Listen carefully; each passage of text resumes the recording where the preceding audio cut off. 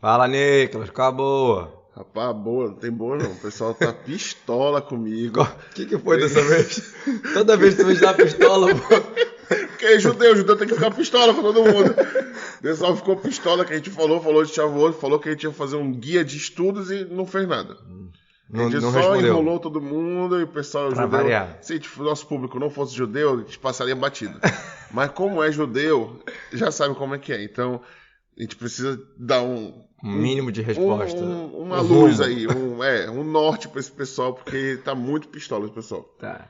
Então aqui tá o Rabino que promete respostas, Shlomo Zaguri. E aqui o que enrola o podcast todo, Nicolas Ohana. Estamos apresentando Judaísmo Moleque Show!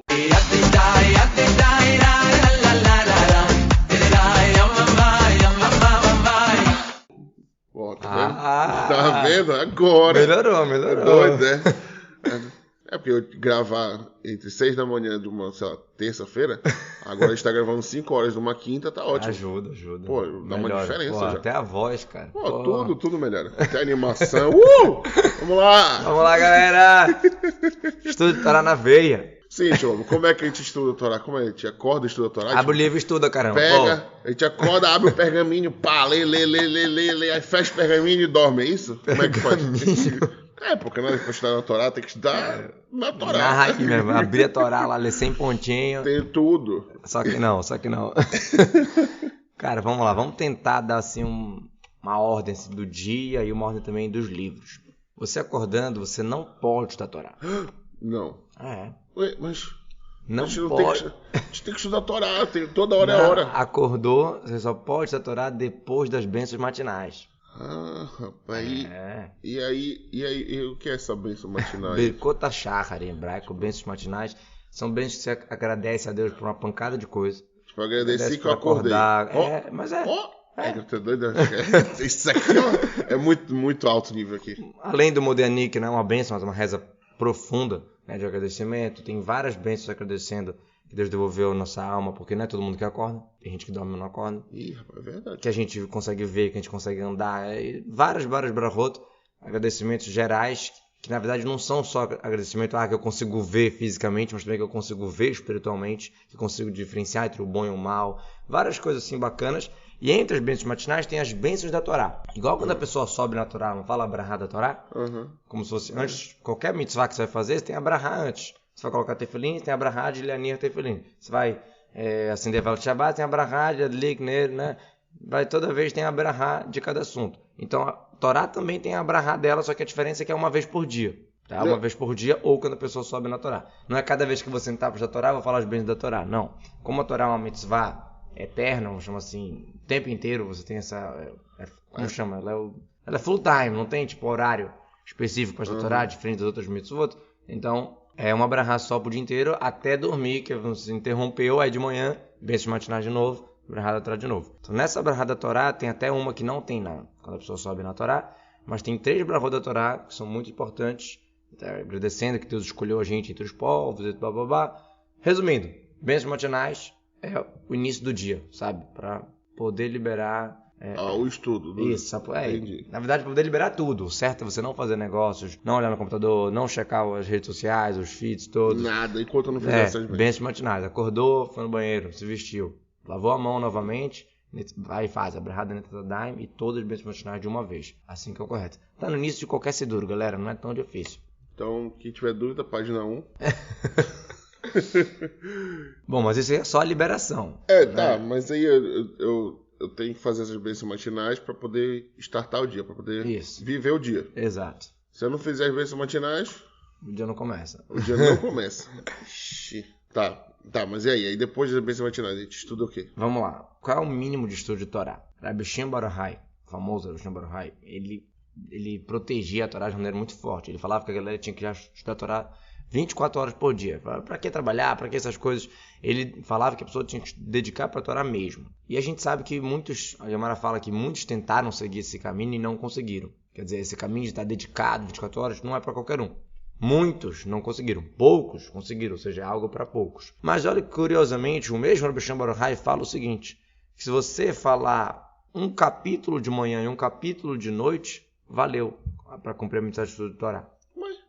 Quer dizer, o cara que está tarefado tem que pelo menos estudar Torá de manhã e de noite. Tem que ter um horário fixo para estudar Torá de manhã e de noite. Tá, mas vamos lá. A teoria é, quanto mais tempo livre, mais Torá Claro, de estudo. Claro. Quem não tem tempo livre, Arranja de manhã e de noite. Isso. Entendi. Um tempinho. Por exemplo... Mas estuda o que de manhã e de noite? Vamos lá. Tá. Mas só uma curiosidade também. O Shema que a gente fala todo dia de manhã e de noite também participa dessa mitzvah de Torá. Ah, é? É. Tu não vai perguntar que tu não entende o que eu tô lendo? Não, tipo assim, mas eu não... O negócio não é questão de entender o que eu tô lendo. Torá é estudo, não tem que entender. O pessoal tá pistola, o que é que eles querem saber? Eles só querem saber o que é que eles vão estudar. Eles não querem saber por que. Calma, eu vou responder. Estamos em 5 minutos de gravação. Não, só tô te falando. Eles só querem saber por quê, entendeu? Por quê? Quer saber por quê? Eles querem estudar. Quer saber o quê? Eles querem saber o que é que estudar. Não por que eles vão estudar, entendeu? Tá, calma. Tô calmo. Tô vendo. Já fiquei nervoso. Olha, vamos lá. Shema de manhã, mesmo sem entender, já é estudo de Torá. Um Shema de manhã, um Shema de noite é o mínimo do mínimo do mínimo. Ah, mas por que é estudo? Porque a Torá escrita, o Pentateuco, se eu pegar o Rumash, abrir e ler em hebraico sem entender, eu já estou cumprindo a mensagem da Torá. Se eu pegar e ler o Teilim sem entender, eu já estou cumprindo a mensagem da Torá. Por quê? Por quê?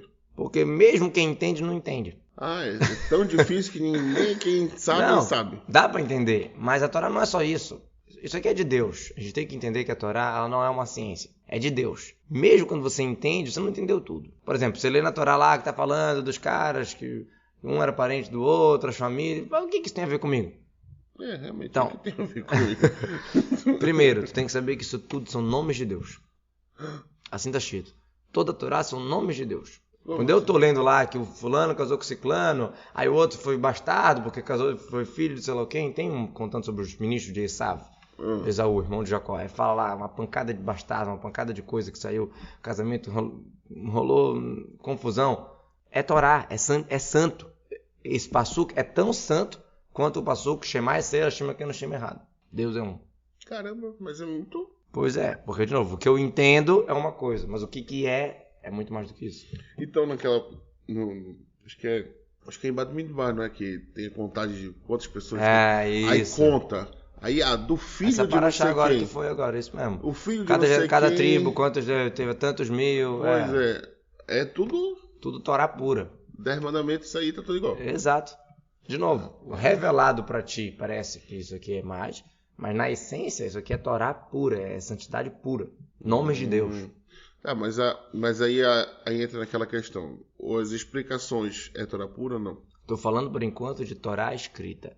Torá escrita, quando você lê, Torá escrita inclui Pentateuco, livro de profetas, livro da Rainha Esther, Salmos, todos os livros da Torá. São 24 livros, muita gente não sabe. É o Tanar. Eu também não sabia. 24? São 24. Não eram 5? Não, a Torá... Pentateuco são 5. Mas o Tanar, que é toda a Torá escrita, Tanar é um acróstico. Torá, Neviim, Ketuvim. Torá, Neviim, profetas, Ketuvim, escrituras. Em escrituras entra, por exemplo, o Cântico dos Cânticos, do rei Salomão. Provérbios, rei Salomão também. História da Megilá de Esther, Megilá de Ruth, que é de Shavuot agora. A gente costuma ler em Shavuot, porque a história tem a ver com Shavuot e tal. Então, todas essas 24 livros... você não sabia que eram 24, são da Torá escrita, tá? E esses livros, se você lê em hebraico sem entender, estás cumprindo a mitzvah de estudar a Torá. Mas aí, vou ficar só nisso, só lendo sem entender nada? Claro que não. A Torá quer que você estude. Deus, o judaísmo não tem nada contra você entender, você perguntar, você questionar, pelo contrário. Né? Então, Emará, a Torá oral, é ao contrário. Se eu estudar sem entender, não valeu. Tem que entender, tem que botar a cabeça para funcionar. Então, aquelas 4 horas que tu passa... para preparar, para entender o entendimento. Se tu não entendeu, perdeu 4 horas. Foi o que eu falei, mas precisa dessas 3 horas para poder chegar na 4ª, então não é chamado à toa. Mas aí que tá, tu passa, se eu passar um dia inteiro estudando Guimarães e não entender nada. Aí eu cheguei no final do dia e falei, caramba, não entendi porcaria nenhuma. Porque no meio do... pensa aqui comigo, no meio do dia a gente vai entendendo. Sim. Talvez tu não tenha esse déficit de atenção, mas eu tenho.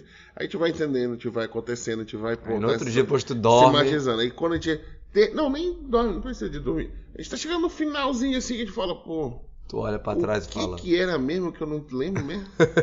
Porque a gente vai sobrescrevendo a memória que a gente... Aí não serviu de nada. Então, Se você, por exemplo, está começando a Guimarães, tá bom? Você decidiu pegar aqui o Tratado de Guimarães que tem em português, o Tratado de Beira-Rota, que é um tratado super interessante, eu aconselho alguém que queira procurar um estudo mais profundo, pegar o Tratado de Beira-Rota em português. Temos aqui, tá? Pô, é um tratado que fala de assuntos do dia a dia pra gente, fala de Shema, fala de reza, fala de leis do banheiro, fala de leis da comida. De novo, pra muita gente vai ser muita novidade, mas são assuntos relativamente práticos, porque tem Guimarães que falam de assuntos muito não práticos pra gente hoje em dia, que é Torá igual, de novo. Torá, você está se conectando com a sabedoria divina, esse que é o ponto que a gente tem que botar, martelar na cabeça. Toda vez que você está estudando Torá, você está se conectando com a sabedoria divina. Esse é um negócio muito forte. Você está entendendo a sabedoria divina. Ah, mas a sabedoria divina fala de coisas de leis do banheiro? Fala. A mesma sabedoria divina que fala de anjos, que fala de almas, que fala de coisas super espirituais, nesse mundo físico ela fala de leis do banheiro. É, isso mesmo. Mas parece assim tão banal, discrepante, né? Não, discrepante, assim, um extremo e o outro, e mesmo assim é isso. O Tânia dá um exemplo assim, fala, a Torá é comparado com a água, porque a água ela desce. Vamos imaginar que a luz, a gente está aqui usando essa luz, a lâmpada ficou ali em cima e o raio da luz está iluminando a gente aqui, certo? Só que a lâmpada ficou e só o raio que veio. Uhum. Agora a água, quando ela desce, ela própria desce. Não é uma parte dela, não é um raio dela, não é uma expansão dela, é ela, certo? Então, por que a Torá foi comparada com a água? Porque a mesma Torá que estava lá em cima nos mundos espirituais, que inclusive os anjos queriam que Deus entregasse a Torá para eles e não para os seres humanos, tá? Essa mesma Torá... Os anjos safados, né? Essa mesma Torá está aqui no mundo, com uma vestimenta de coisas materiais, mas é a mesma Torá, é sabedoria divina pura. É tipo, imagina você abraçar um rei, só que ele tá com um casaco. Tu tá abraçando o rei de qualquer jeito. Mas não tá encostando no rei. Mas o abraço, o contato do abraço é o mesmo. Se ele tá com 2 casacos, 3 casacos, 10 casacos, é o mesmo. Tá. Profundo. Eu vi que tu parou pra pensar. Foi fundo. Assim. Tá, mas aí a gente... Isso tudo é só pra explicar porque que vale a pena se dedicar pra estudar a Torá, se dedicar pra estudar uma Guimarães. Isso aqui é sabedoria divina. Ah, mas eu não entendi tanto. Ah, mas eu tô começando. Tá bom, se tu estudar uma vez sem entender, na próxima vez quem sabe tu vai entender. Então vale a pena. É que são 4 vezes, né? 4 vezes de revisão, pelo menos. Pois é, então é recomendado. Tem essas 4 chances aí pra entender. É verdade, mas é verdade mesmo. Se tu pegar um cara que nunca leu uma Guimarães, leu uma vez, aí lê uma segunda vez, começa realmente. E além disso, que tem muitas aulas, como a gente já falou. Tem muitas aulas gravadas. Tem aula de Guimarães, da Filmica. Uma coisa que eu ainda me impressiono, que não tem um Google do judaísmo. Tipo assim, no Google a gente pergunta, como é que faz um ovo frito? Aparece 10 vídeos de como aí aparece ovo frito, WikiHow, não sei o que, Wikipedia explicando por que o ovo existe. Por que não existe um Google do judaísmo? Que eu jogo assim, posso brincar de jogar o lápis na parede no Shabat? Aí vai aparecer 500 coisas relacionadas a jogar coisas no Shabat, lápis no Shabat, entendeu? Não tem isso? Como é que pode um negócio não ter desse? Existe um negócio, existe Wikipedia, existe um negócio chamado Rabapédia. Tem um Rabapédia. Existe, tem bastante coisa. Claro que não tem tudo, né? É muito amplo, né? Pra fazer um negócio desse, um trabalho... muito... o Google tá aí, o quê? 30 anos já fazendo isso.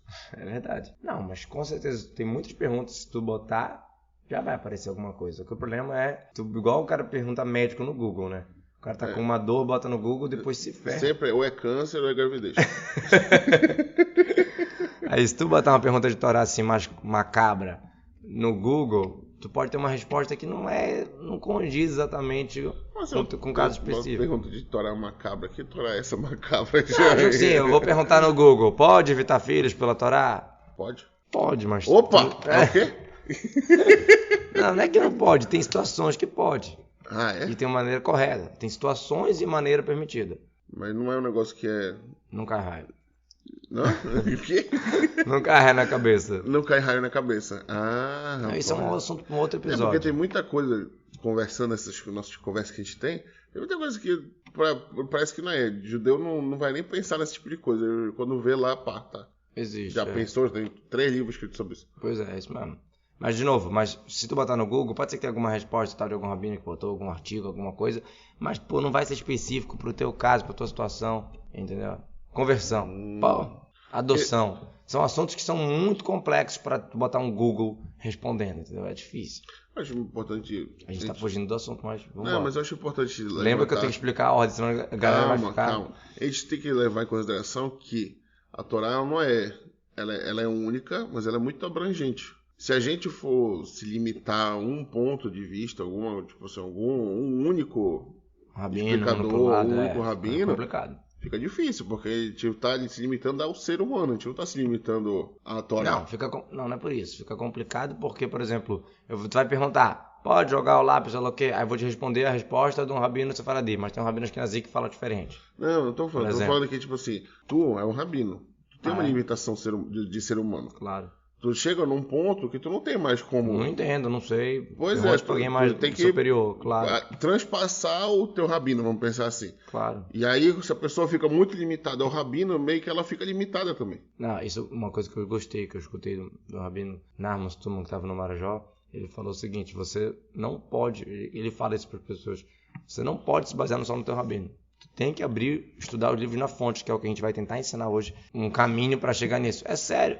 Você tem que descobrir as coisas na base, porque, como você falou, o ser humano erra, e também não é só isso. Não, por exemplo, do nada ele morre, pronto. Aí tu fica sem, vai ficar... Não necessariamente. Se a pessoa tem um rabino de confiança, não sei o que, aí o rabino quem vai se basear, morre. Perde tudo. Aí não. perdeu tudo, aí a pessoa larga tudo. O judaísmo não pode ser baseado numa pessoa, claro. Isso, pois é. Porque, vamos dar um outro exemplo menos radical de morrer. Tudo bem. Se o rabino largar, fizer besteira. Aí o cara vai ficar, tô revoltado porque o cara fez... É um negócio difícil, é um assunto para outro episódio também. Separar o judaísmo do judeu, o judeu do judaísmo. Quer dizer, acho importante. Pessoas erram, pessoas têm etzrará, rabino também tem etzrará, tem lado negativo, que às vezes deu um erro, né? Acontece, mas não vou agora me revoltar com o judaísmo por causa disso. Se eu tenho o livro como base, se eu tenho o judaísmo como base, aí é diferente. Não vai descredibilizar toda a Torá por causa de um indivíduo. Exatamente. Bora voltar, senão a gente não vai dar o caminho para pessoas. Bora lá. Então a gente tem que acordar, fazer o bricota charra. Sim. O que mais a gente faz? Show. Chamar de manhã, chamar de noite é o mínimo do mínimo do mínimo para ser chamado de estudo de Torá. Tá. Mas além disso, vamos começar a se explicar assim, umas bases. Existe um estudo semanal da Paraxá da semana, que todo mundo já ouviu falar praticamente. Isso aqui é um negócio básico. Você acompanhar a Paraxá da semana realmente é muito importante. Como eu falei, as escrituras não são só o Pentateuco, são 24 livros, que também recomendo a pessoa pelo menos dar uma estudada uma vez. Já tem também em português, com explicação. Estou vendo aqui na minha frente, inclusive. Sério, tem mesmo. Esse azulzinho aí. Já tem muitas coisas das escrituras em português aqui. Pegou o livro do profeta Samuel. Já ouviu falar sobre rei Davi, rei Salomão, profeta Samuel? Quem não ouviu falar deles? Mas tu nunca leu a história deles na base, na fonte, com uma explicação boa. Entendeu? É verdade, não em português, bem explicado mesmo, com vários lados, com vários pontos. Mas, de novo, vamos parte a parte. Eu consideraria como básico a pessoa acompanhar a Paraxá da semana com o explicador Rashi, que para muitos não vai ser fácil ler tudo dentro do Rashi. Não é o Rashi que tem umas letrinhas diferentes? Assim? Tem, mas eu tô falando do cara ler em português mesmo. Tá. Ele tem umas letrinhas diferentes. Tem uma letra diferente, mas hoje em dia já fizeram até ele também com a letra normal. Já fizeram ele com a letra normal? Há muito tempo, Esse pessoal tá danado essa tecnologia, né, rapaz? A Torá só não vira só de vídeo, porque Shabbat não pode assistir vídeo. Porque senão nem ia ter como usar a Torá de Shabbat, né? Igual que não tem o Sidur no celular, daqui a pouco vai ter o Musaf de Shabbat no Sidur, né? Não pode nem dar ideia, na verdade, né? Se der muita ideia. Bom, então, assim, acompanhar a Paraxá da semana com o Rashi vai te abrir um mundo, assim, tipo, vai ter muitas perguntas, claro, mesmo lendo no português, eu imagino isso, mas já é uma coisa, assim, bacana. Depois, outro assunto muito importante, está escrito que a pessoa que tem pouco tempo para estudar a Torá, ela deve focar em alahá, em lei judaica, lei prática, entendeu? Tipo, corta com a faca do leite, tem que jogar a faca fora. tipo coisas práticas do dia a dia. Não só isso, sobre tudo, sobre reza, sobre Shabbat, sobre as festas, sobre o comportamento com o outro, várias coisas. Cara, tem lei para amarrar o sapato, cara.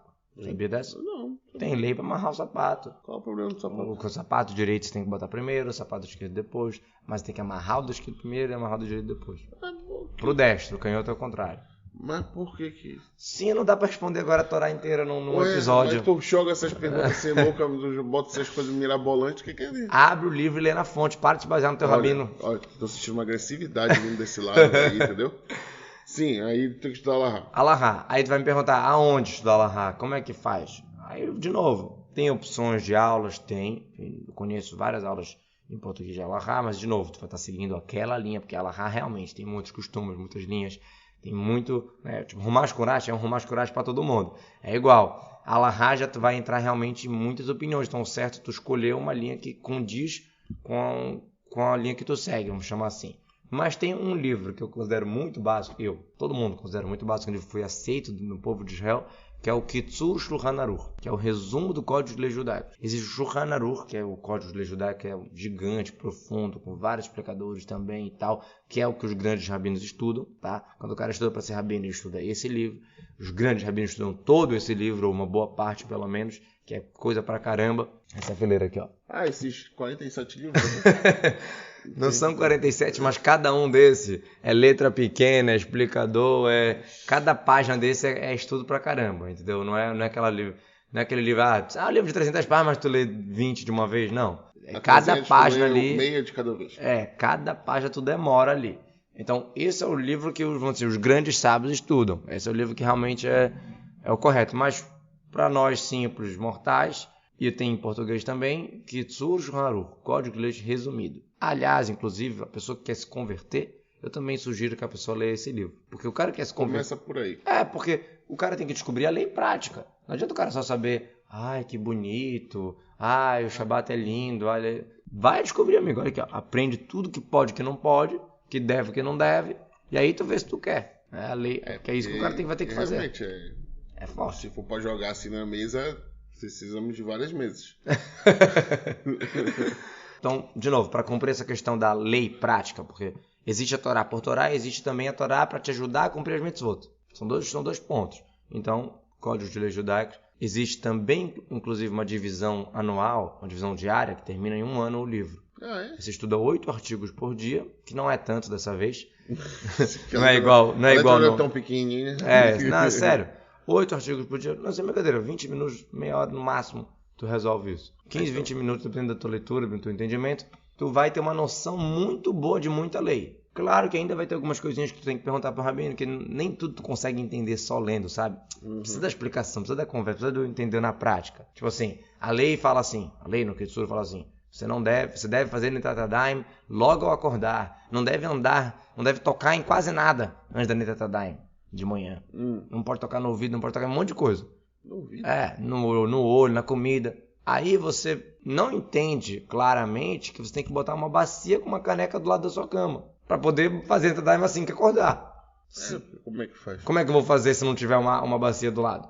Uma caneca com água. Que a caneca eu acho que é uma coisa que quem não é judeu, não sei se tem a prática de ter uma caneca em casa. Não sei como é que é. Uma caneca de Netilat Yadayim também, acho que é isso que eu tô falando. Específico. A caneca de cerveja sim, mas a caneca de Netilat Yadayim eu tô falando. É diferente. Não, sério. O cara lê no Código de Leis Judaicas que a Netilat Yadayim deve ser feita imediatamente ao acordar. Mas ela não entende isso. Bote uma Netilat Yadayim do lado da cama, entendeu? Então, essa prática, essa pegada... E colocar uma pia do lado da cama. Também serviria. Eu digo isso porque o Zohar fala que a pessoa deve fazer Netilat Yadayim logo, assim, nem andar 2 metros. Por isso que eu digo de botar lá da cama. Se a pia estiver realmente tão próxima, também serviria. Tá, mas aí então é isso. Então a gente tem que fazer Birkat HaShahar, tem que... Essa sequência que a gente tem que fazer? Parashá da semana Kurash. Parashá da semana, como é que é? A sequência, vamos fechar então a sequência. Código de Leis Judaicas. Judaico. Então, eu dei só um início, né? Dei uma entrada. Tipo, isso é só o básico. Tu chega no restaurante, tu pede uma entrada, ainda não é o prato principal. Oxi, meu Deus do céu.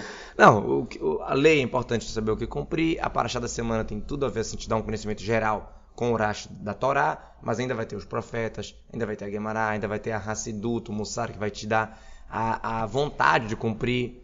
Tem muita coisa ainda, mas é uma entrada que depois que o cara entrar, daqui a uns 10, 15 episódios a gente podia fazer acho que 15 episódios é pouco ainda.